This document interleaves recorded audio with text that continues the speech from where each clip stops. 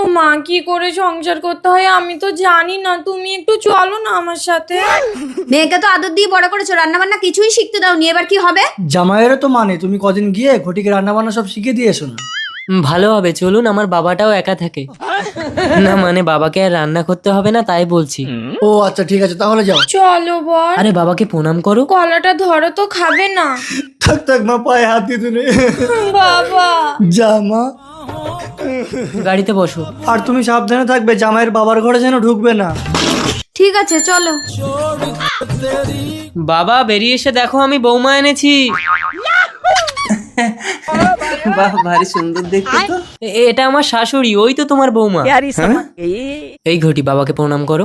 এটা ধরো। শ্বশুর। ওর পায়ে হাত দিয়ে প্রণাম করো। বাবা বলেছে পায়ে হাত দিতে নেই।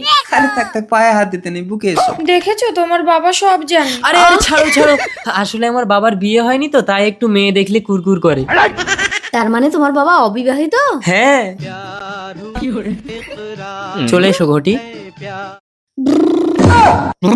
শুয়ে পড়ো। আমি একা শোবো, মা শোবে না। আরে আজ আমাদের ফুল সজ্জা। ফুল সজ্জাটা কি?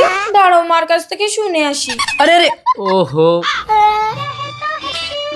মা, কি রে? ফুল সজ্জাটা কি গো মা?